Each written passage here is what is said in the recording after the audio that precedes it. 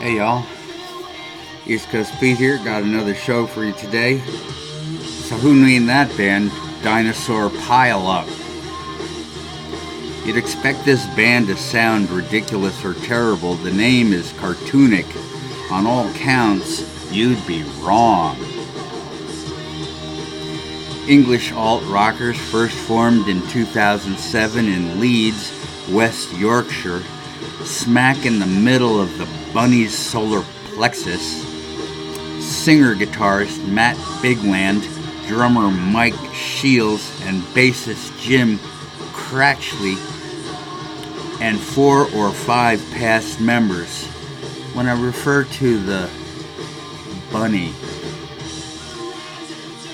I think that the map of Great Britain looks like a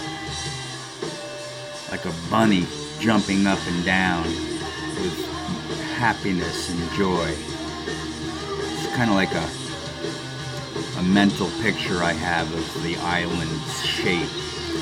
So when I say right in the middle of the bunny's solar plexus, I mean that they're from the center of the island. Maybe just above the belly button of the bunny.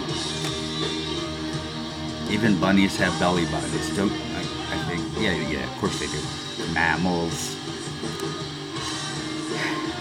Bigland's band, Mother Vulpine, something about a vulture. They are impressive birds. Folded its wings in 2007. He'd been writing songs for his next band when he was still in his Vulpine band. That's confidence. Or maybe the songs weren't gaunt enough. He also recorded demos of his gauntless songs just because they were My Rock and Roll, Love is a Boat, and We Are Sinking. Melanin, which is skin pigment, Let's Get Up, What Howard Said, and I Get My Direction.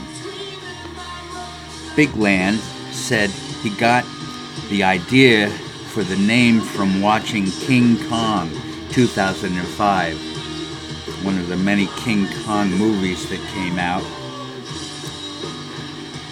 Not the one in 39, that's a classic.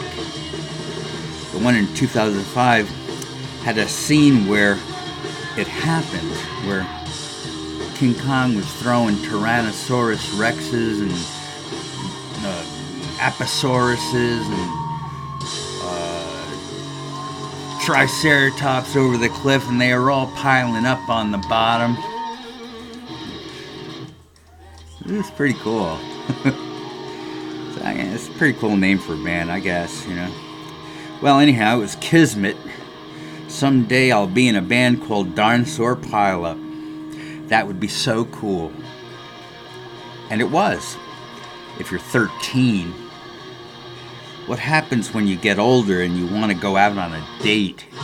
Do you tell your paramour that you were in DINOSAUR Pile Up? Try this. I was in Eddie and the Cruisers. Which one would score? Never mind. It's actually a cool name. I've changed my mind. But I've already started the review, so.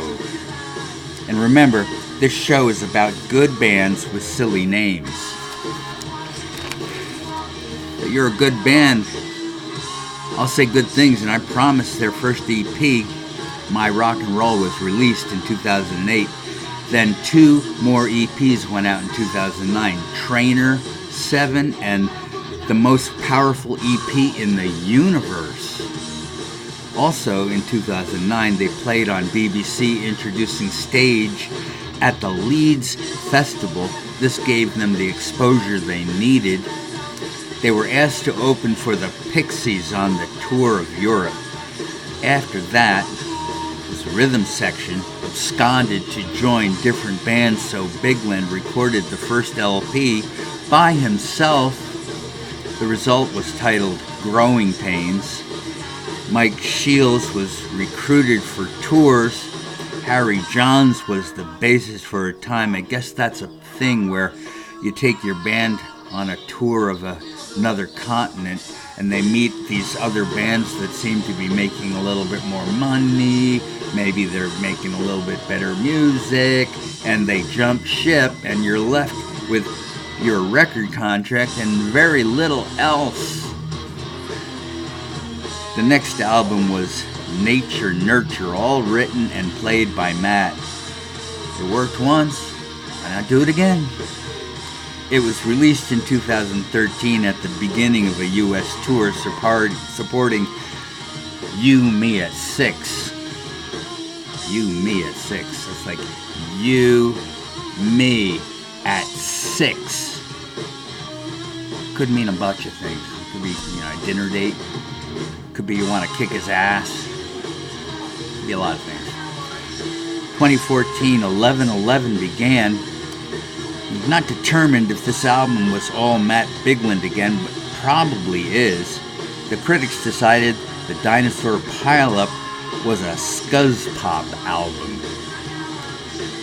Here are some other scuzz pop bands: Mathlete's Foot, Stereo Creeps, My Brother, My Sister, The Hussy, The Night Owl Sings, and Future West. These are all scuzz poppers. Scuzz was, I rhymed, a Brit 24-hour rock and metal 24 TV channel owned by Sony. New and unsigned bands were shown on the late segment New Noise. It launched in 2003, and it was highly popular. The U.S. should do this. By 2018, they were done, though. The channel lived long enough to have 5 different logos. And I'm guessing scuzz pop are bands that were featured. And if I'm wrong, I'm sorry. I've looked everywhere for a definition of scuzz pop, and that's what I came up with. I guess you had to be there. I guess maybe you were. So 11/11 was released in the UK, but the worldwide release wasn't until a year later. Clearly, there was an assembly line somewhere with Dinosaur Pile Up albums piling up somewhere on the floor. The band was pissed, leave it at that. Their 4th album, Celebrity Mansions, was out in June 2019, just last summer. Of special note to you home studio guitarists, Dino Pile Up usually tune to a drop C sharp tuning or an E flat tuning without or with a capo. It's a little technical stuff to help you figure out what they're doing. Dinosaur Pile Up were often compared to Seattle's grunge bands in the 90s, but I'll bet the persons doing the comparing were Yanks. Don't worry, Dino, you are not retro. Matt Bigland says he likes Weezer, Nirvana, Smashing Pumpkins, and Pavement. Beach Boys, Beatles, Slayer, and Deftones. Are the dinosaurs in the Dinosaur Pile Up influence, so to speak?